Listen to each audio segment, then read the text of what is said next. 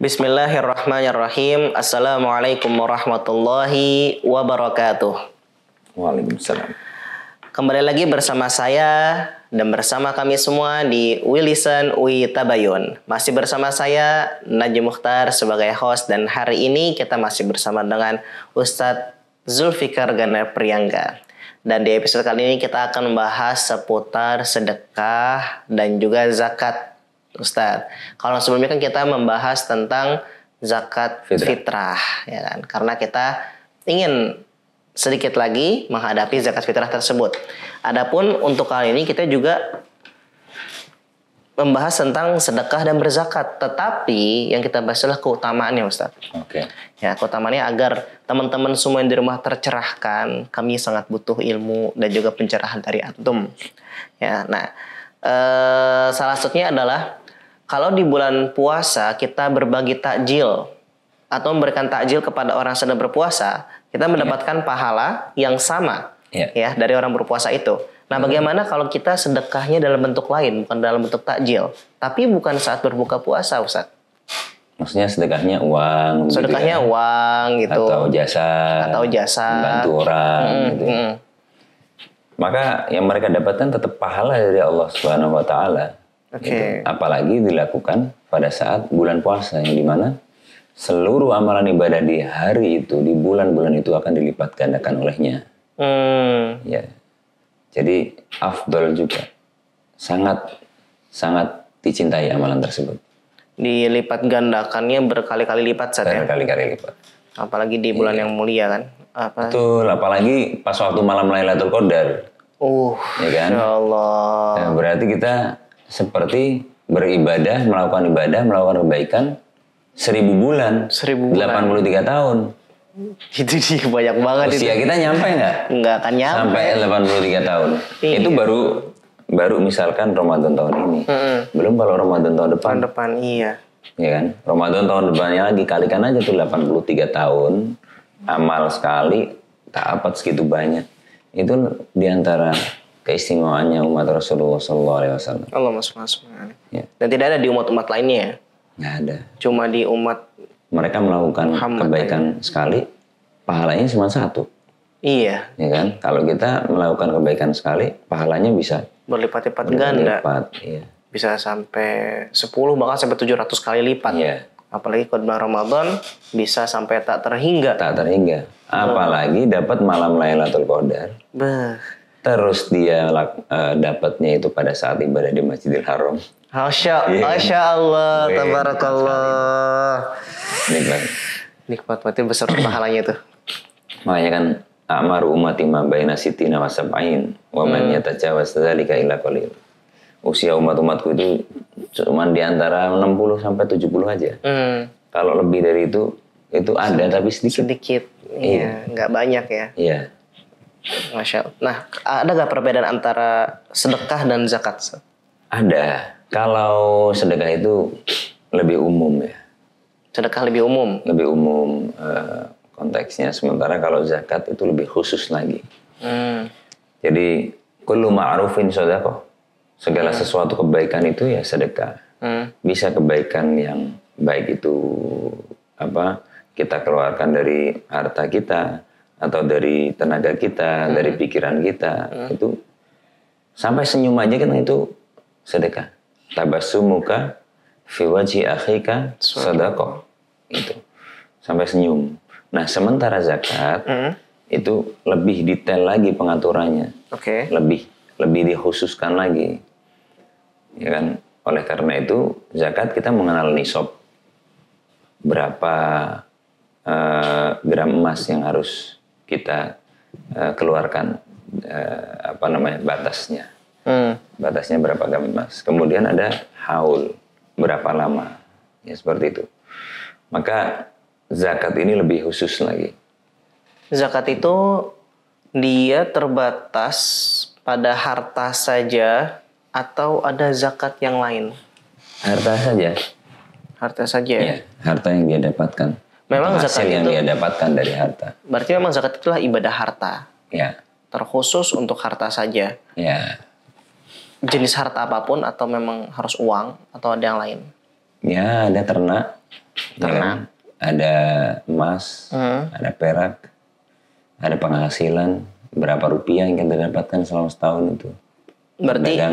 Berarti zakat kan kalau sedekah tadi kan tidak terbatas pada pada harta ya. Dia bisa berupa kebaikan atau berupa pikiran, berupa tenaga gitu.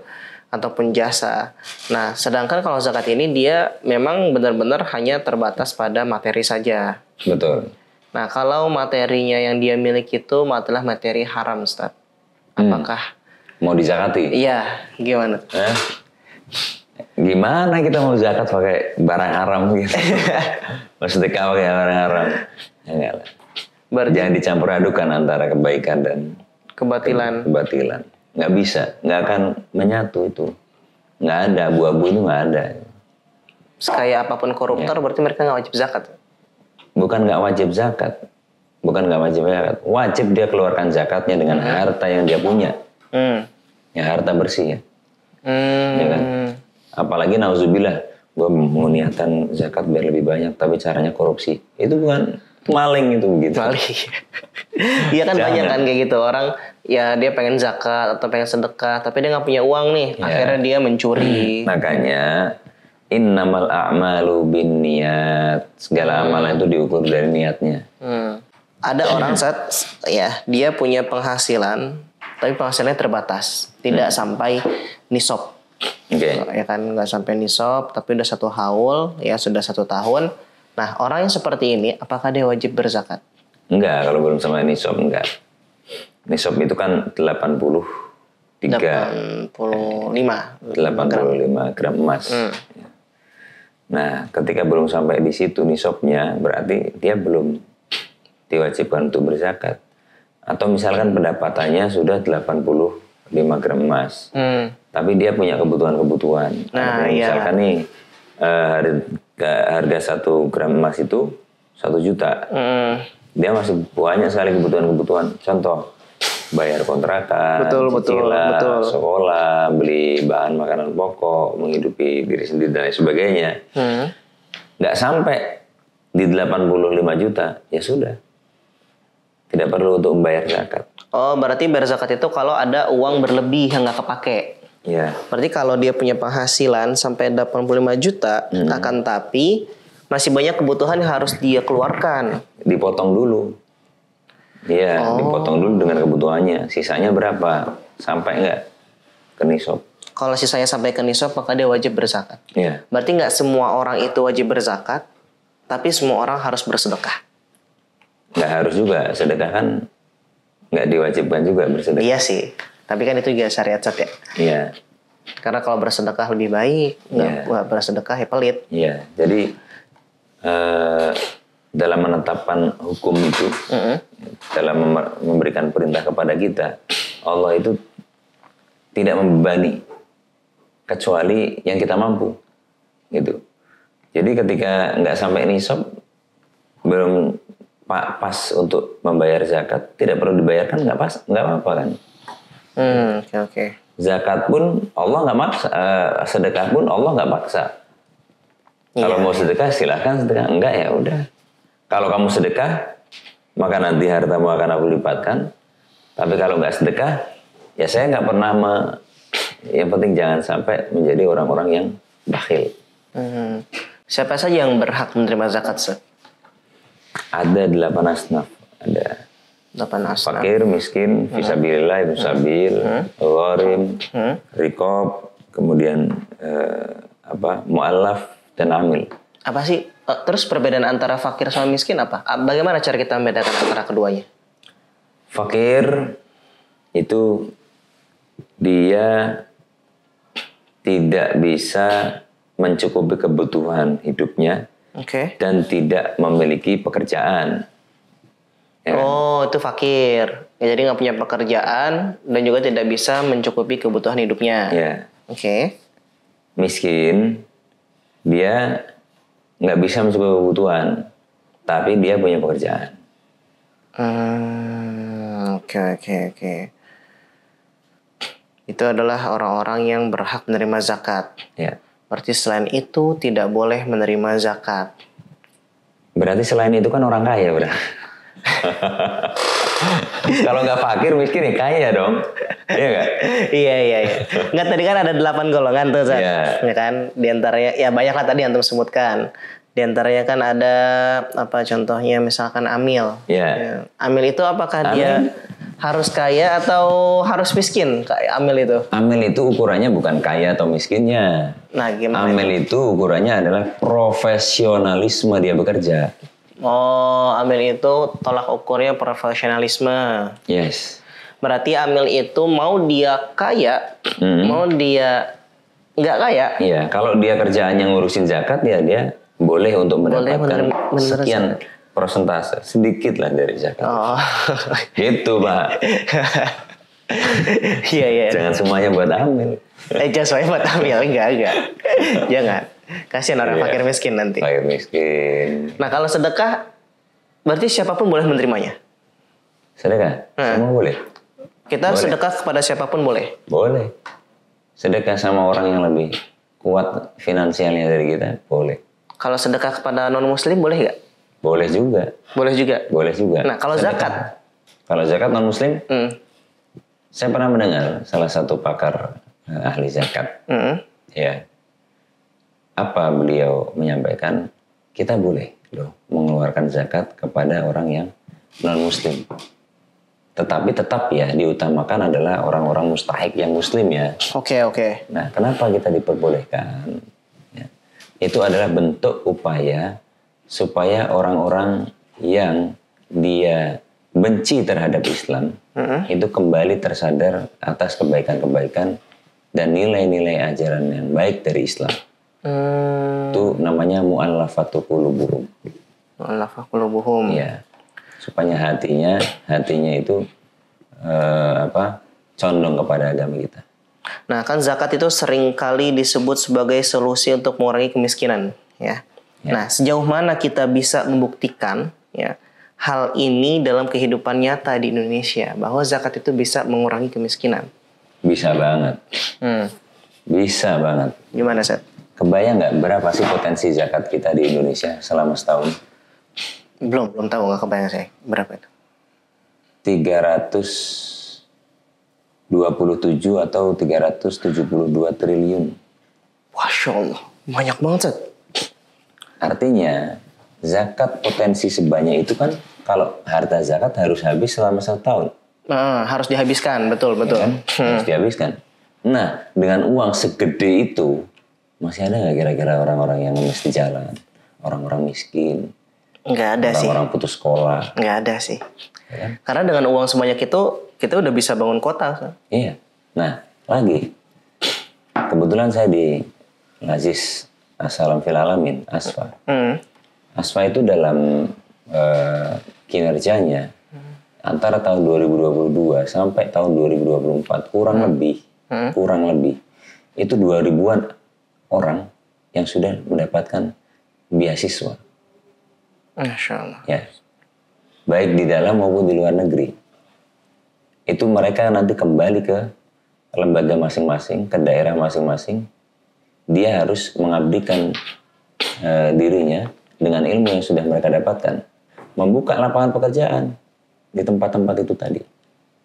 Ya kan? Sudah berapa ratus orang yang mendapatkan bantuan-bantuan permodalan untuk bekerja. Gitu. Ada yang kita berikan bantuan modal, lalu setelah sekian lama dia berubah. Statusnya bukan lagi menjadi seorang mustahik, tapi menjadi muzaki. Masya Allah. Ya. Nah ini sangat merubah sekali zakat itu. Salah satu instrumen yang paling bisa diandalkan untuk mengentaskan kemiskinan itu adalah zakat. Ya. Iya. Berarti begitu hebatnya Islam ya. Islam itu memberikan zakat itu kan syariat ya. Bahkan salah satu rukun Islam ya. Yeah. Islam itu memberikan syariat yang juga sebagai solusi. Ya. Tidak ada yang bukan solusi. Tidak ada. Semuanya solusi. Semuanya solusi. Dari syahadat kita, dari sholat kita, puasa kita, zakat kita, haji kita, itu solusi semua. Gitu. Haji itu jangan dikira kita hanya di sana melakukan ritual-ritual yang sudah diajarkan oleh baginda Nabi kita Muhammad Sallallahu Alaihi Wasallam. Ya. Tapi di situ ada hal lebih lagi. Apa? Pertemuan antara kaum muslimin dari seluruh dunia, yang di situ kita tumpah ruah bersilaturahim dan kita bisa share pengalaman bagaimana kehidupan di Rusia, Muslim Rusia, kehidupan di Cina, Muslim Cina, bagaimana kehidupan Muslim di Afrika, bagi mereka yang dari Afrika, bagaimana di Indonesia, yang baik-baik kita implementasikan di negara kita. Itu haji. Jadi sebetulnya kelihatannya sudah nggak perlu lagi kita untuk perjalanan dinas. Nah, gitu ya. Iya benar. Cukup haji aja. Cukup haji aja. Karena haji udah mempertemukan dan mengumpulkan kita di satu tempat dari seantero dunia. Seantero Muslim, dan ikatannya luar biasa haji ini. Iya kan? Kita berkumpul di situ, susahnya sama-sama, panasnya sama-sama. Kalau kehujanan sama-sama. Dibentuk sedemikian rupa sehingga pada saat dia sudah kembali ke Indonesia, ya kan, dia sudah siap untuk menjadi pasukan-pasukannya Allah untuk memberikan kedamaian di tempat mereka berada. Antum udah pernah haji, Zat? Alhamdulillah pernah. Masya Allah. Tahun berapa antum haji, Zat? 2019. Iya, sebelum COVID. Oh, masih baru banget kemarin dong. Kebetulan saya bawa 167 jamaah. Allah, Masya Allah.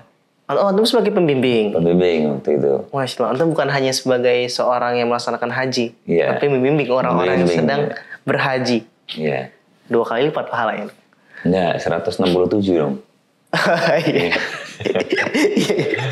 Berarti setiap orang dikalikan ya? Saya hitung dong, nggak mau saya kalau rugi. Kan itu pahala. Nggak, maksudnya itu dapat pahala ngebimbing juga, dapat pahala haji juga, gitu kan? Pahala orang-orang yang sholat, yang saya ajarin sholat, yang saya ajarin manasiknya, ya kan? Itu namanya sedekah jariah. Sedekah jariah. Iya kan, antum ketika mengajarkan mereka manasik haji, dan mereka melaksanakannya. Mereka melaksanakan itu dengan ilmu yang mereka dapatkan dari antum. Betul, ilmu yuntafa'u bihi. Jadi kalau kita itu melatih orang dalam manasik haji, maka setiap orang berkepala di situ, ya kita insya Allah mendapatkan pahala jariahnya. Enak ya di Islam ya. Enak banget. Kita nggak ngapa-ngapain tiba-tiba kita bisa dapat pahala, ya kan? Itulah. Ada loh yang pahala-pahala kayak pahala tiban gitu, tiba-tiba kaget dapat pahala gitu kan? Ada loh. Pahala tiban ya. Iya. Nah, sekarang kenapa masih banyak Ustadz zakat yang tidak sampai ke tangan orang yang tepat gitu? Oh, bisa jadi, ya kan? Bukan sampai kepada orang yang tepat itu maksudnya sampainya kepada orang kaya begitu. Iya, pokoknya bukan orang yang berhak yang menerima zakat gitu. Bukan orang yang berhak mendapatkan zakat. Masih banyak banget kan orang-orang seperti itu. Ya, satu. Bisa jadi amil gitu kan. Amil harus lebih detail lagi di dalam mendata beberapa mustahik yang harusnya mendapatkan zakat.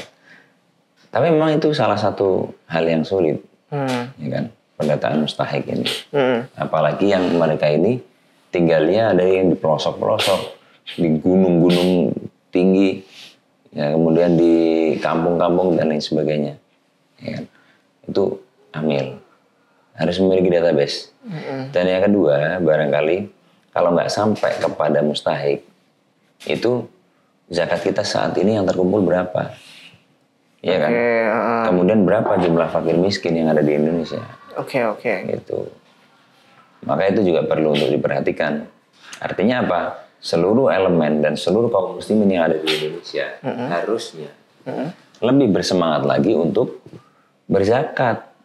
Gitu. Sehingga zakat itu bisa dinikmati lebih luas lagi oleh para mustahik. Gitu. Merata. Saya pernah dengar juga ada namanya sedekah jariah. Oke. Nah, menurut antum apa itu sedekah jariah, Ustaz? Sedekah yang pada saat kita sudah tidak mengerjakan atau pada saat kita sudah meninggal, kita masih dapat pahalanya. Itu sedekah jariah. Oke. Dalam hadis Rasulullah SAW disebutkan, "Idza mata ibnu Adam in qata'a 'amaluhu illa min salasin." Kalau anak Adam itu meninggal, kita meninggal, itu terputus amalan-amalan dan potensi untuk mendapatkan pahala bagi dirinya. Kecuali 3 hal. Yang pertama sedekah jariah. Yang kedua ilmu yuntafa'u bihi atau ilmu yang dimanfaatkan, yang bermanfaat. Ketiga awwaladin sholihin yatulahu atau anak yang soleh yang mendoakan dirinya. Nah, jadi sedekah jariah itu contoh seperti kita membangun masjid. Kita sudah meninggal, masjidnya masih dipakai. Kita membangun sekolahan, kita membangun fasilitas umum dan lain sebagainya. Ini nomenklatur dari wakaf sebetulnya. Dan yang kedua, ilmu yang bermanfaat. Kita mendidik orang. Dulu kita dibimbing belajar oleh guru kita huruf-huruf hijaiyah, ya kan?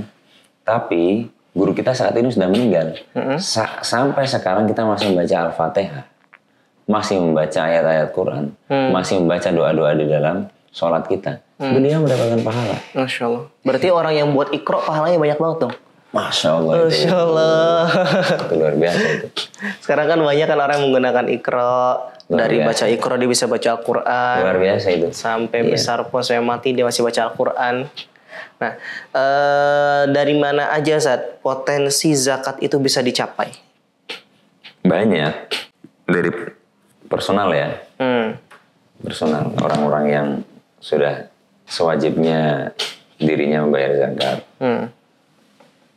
Bisa dari perusahaan, ya kan? Oke. Ya bisa dari macam-macam, banyak. Potensi-potensi itu banyak. Ya. Berarti dari perusahaan bisa, dari orang-orang bisa. Iya.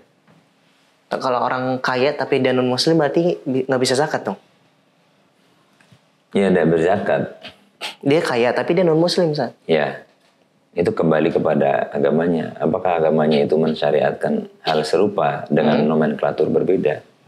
Mungkin mereka ada seperti itu, tetapi namanya bukan zakat, ya kan? Oh iya, beda nama aja ya. Ya. Mungkin secara pelaksanaan sama, tapi namanya berbeda. Ya. Masya Allah. Baik, Ustaz Zul, mungkin cukup sekian ya. Siap. Untuk episode kali ini. Ini banyak banget ilmu yang bisa kita ambil dan juga bisa kita manfaatkan. Ya, apalagi seputar zakat, juga seputar sedekah. Kan sekarang banyak banget orang-orang yang mereka memiliki harta, ya, tapi mereka sedikit sekali dari mereka ingin bayar zakat. Jangan dong, itu satu kesatuan antara sholat dengan zakat itu. Iya. Makanya pada zamannya Abu Bakar menjadi khalifah, yang pertama kali dibasmi adalah orang yang mau sholat tapi nggak mau zakat. Gitu. Mau sholat tapi nggak mau zakat. Iya, karena nggak bisa. Islam itu harus dikuatkan. Literasi zakat ini. Benar. Sekarang bagaimana kita bisa sholat yang khusyuk?